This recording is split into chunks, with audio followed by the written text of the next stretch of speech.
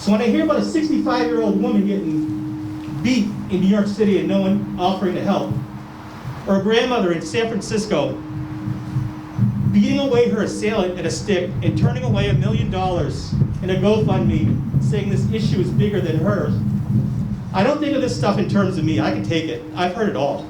I'm fine. I think of it in terms of my mother. And if something like that were to happen to my mother, it would absolutely break me. The Burlington Town Common was full of people Wednesday evening with the common cause of standing up against racism and supporting members of the Asian American Pacific Island community. The vigil was held in the wake of the shooting in Atlanta, Georgia that left 8 people dead, including 6 women of Asian descent, and growing reports of racism against Asian people across the country since the start of the pandemic.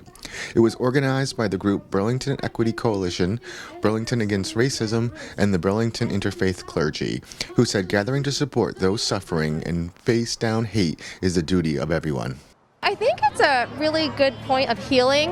It helps the communities feel loved and supported within their communities, and I think when things are planned, people feel noticed, and I think that's really important.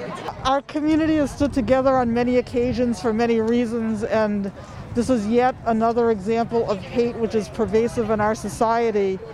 And unfortunately, we keep needing to stand up and shining a light on hate, and it's the only way that we're going to make any progress towards love and companionship and just coming together as one united community. I asked Martha if she thought anti-Asian racism had been growing since the start of the pandemic, or if the rhetoric used by some leaders is just putting it more in focus.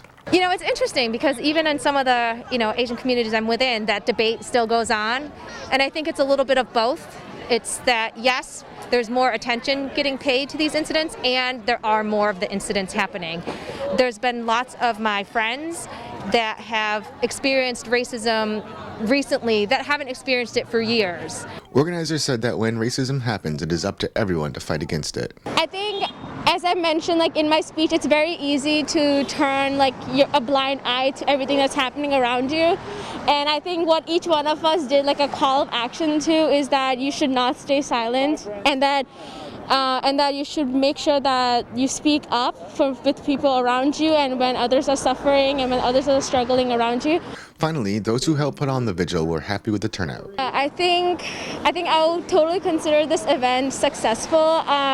It was so great to see all the people come here for support. I saw a lot of town residents, some teachers, students, which was really great to see, and also a member of the town governing board, which is really nice. It was an amazing turnout today, and I'm so proud that many members of the Asian community came out to support one another, and many people who are not from the Asian community came out to stand with them. So it's really an excellent turnout despite the weather, despite the pandemic, and despite the short period of time that we had to put it together.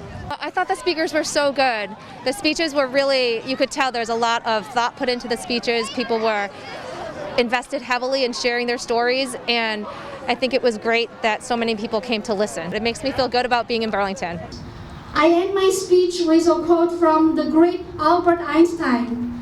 "The world is a dangerous place, not because of those who do evil, but because of those who look on and do nothing." From the Burlington Town Common, I'm B News Director Rich Halsford.